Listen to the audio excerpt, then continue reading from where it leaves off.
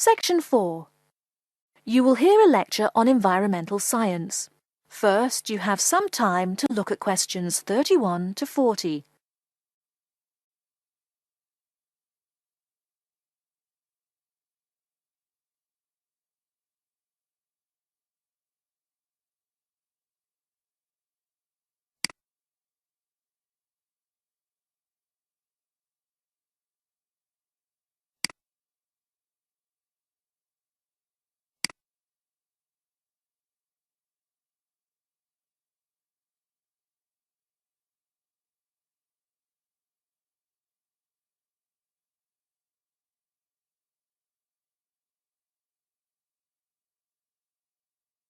Now, listen carefully and answer questions 31 to 40. Good morning and welcome to yet another lecture in environmental science. I don't think I'm telling you a secret when I mention that water is a big worry here in Australia. The stuff is scarce. Perhaps that's why we drink so much beer, eh? Seriously though, a safe and reliable source of water is one of the great concerns of people everywhere.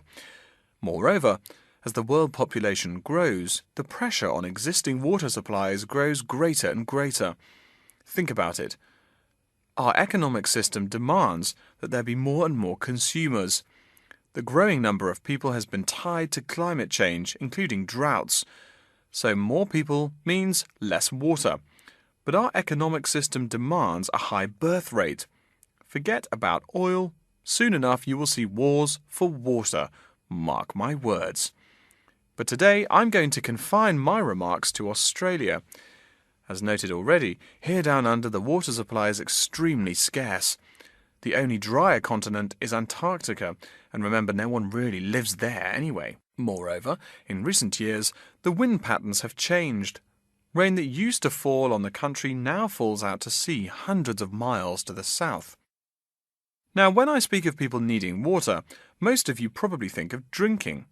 Certainly everyone needs water for drinking, but surprising as it may sound, drinking is not anywhere near being the main use for water. Most water is actually used for washing.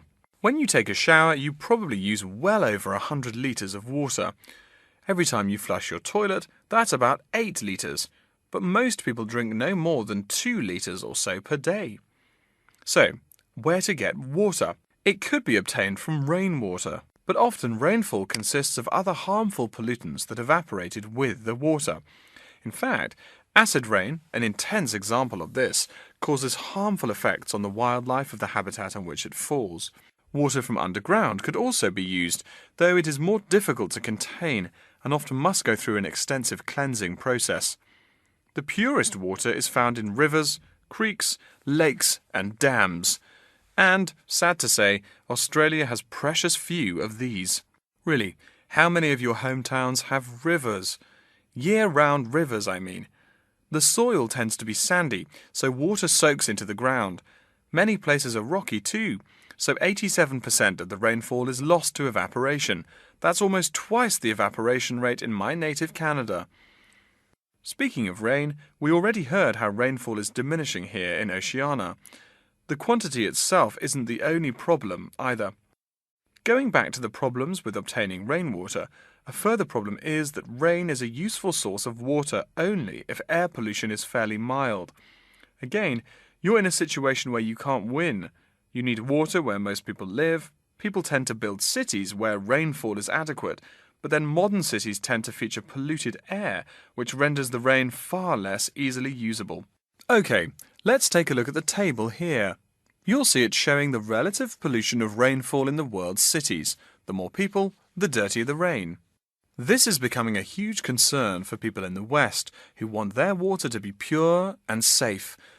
Though reliable drinking water is important everywhere, the concern in the West is reflected in all the government regulations and political campaigns aimed at solving this problem. In contrast, there are not as many demands made on the governments in Asian and African cultures to improve the water, as their focus is on other issues. Now, whatever the source of water, we can never afford to forget that all water is highly vulnerable to contamination. Whether we're getting it from the ground, from bodies of water or rainfall, it is susceptible to a variety of toxins. In fact, that's why we clean it before using it. Water carries with it filth and dirt. This problem shows up in a number of different ways. As humans and all other animals need water to survive, it's no surprise to us that one of the most important domestic uses of water is for drinking. Yet, if you have old-fashioned lead pipes, you may slowly be poisoning yourself by drinking that nice clear water. The industrial pollution, farm chemicals, and leaky landfills are well-known sources of contaminants as well. So what is being done to ensure we Australians a safe and steady supply of drinking water? There are a lot of initiatives that make admirable efforts to remedy this issue. We'll be talking about this when we meet again on Thursday, but as a preview, I can tell you that so far the amount of real solutions that have been produced is not nearly adequate. Traditionally, we've been very free in this country. That means that every person and every province tend to go its own way. So the mechanisms for water management are, in a word, insufficient. To begin seeing how this is so, I want you to read something before our next class. Though a lot of previous data on water usage and water management are inconclusive and have thus caused quite a concern, we can learn a lot from the contents of reports written on the subject. The basis for the government's water policy is the 1989 White Paper reporting on water use, present and future. If you compare the numbers offered in the paper with those in the text, you'll find that the report is rather untrustworthy. Truth being told, I'm being too kind when I say that. That is the end of section 4. You now have half a minute to check your answers.